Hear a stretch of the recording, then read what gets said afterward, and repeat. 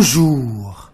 Khalifa Sall jouit de tous ses droits. Cette déclaration de Sidiki Kaba fend la une de l'AS. Une déclaration faite hier à l'Assemblée nationale par le ministre de la Justice lorsqu'il a été interpellé par Hélène Tine. Cependant, notre non-confrère, il s'est gardé de dire si le candidat de Manko Taxawu Sénégal peut faire le tour du Sénégal pour battre campagne, d'autant qu'il jouit de tous ses droits civiques et politiques. Dans Vox Populi, Moussa Taye, conseiller politique de Khalifa Sall, sonne la réplique à Ousmane Tanor Dieng qui disait hier prier pour la libération de Khalifa Sall. Il serait mieux que Tanor dise à Macky d'arrêter cette forfaiture. Assène Moussa Taye. Échauffouré dans la capitale du mouridisme, la tribune parle de mystère autour du tireur de Touba. La police et Safinatou Aman se rejettent les balles. Le quotidien décrit la police renvoie la balle et refute les accusations selon lesquelles elle aurait tiré sur la foule. Selon la police, les munitions utilisées sont de 6,6 mm et ne proviennent pas des policiers.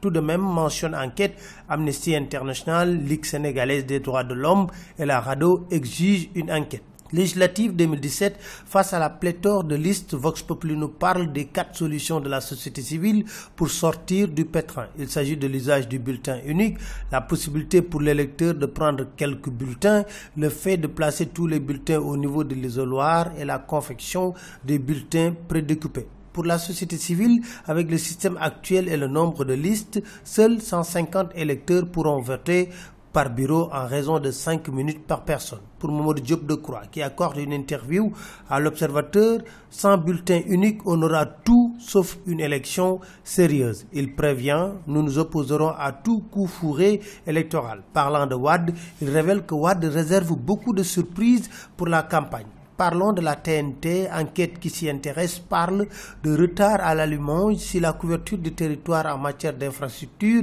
est satisfaisante, la commercialisation des décodeurs, elle, reste un fiasco pour le moment, écrit enquête. Toute la presse revient sur ce braquage en plein jour du Crédit Mutuel du Sénégal de Liberté 6.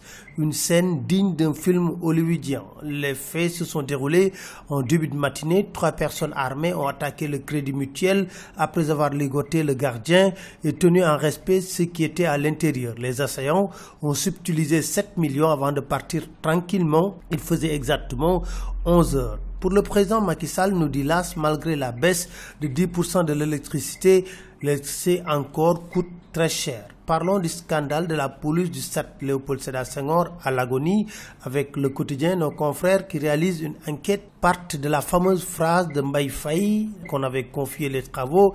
Il y a 3 ans, il disait « On a l'une des meilleures pelouses d'Afrique ». 3 ans après, la pelouse est devenue un champ de patates. L'entrepreneur Mbaye Faye, à qui le travail avait été confié, a sous-traité le marché à Mathieu Chupin de Dakar Sacré-Cœur, qui ne s'y connaissait pas du tout, absolument rien du tout.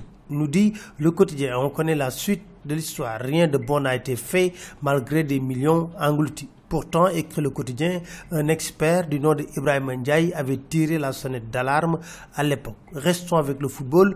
L'AS révèle que le candidat de El Hadji Diouf pour la fédération est Mbaye Diouf Dia. Un mot sur la Gambie. Selon la tribune, Yaya Jammeh a annoncé son retour en Gambie pour bientôt. C'était tout. Merci. Très bonne lecture à tous.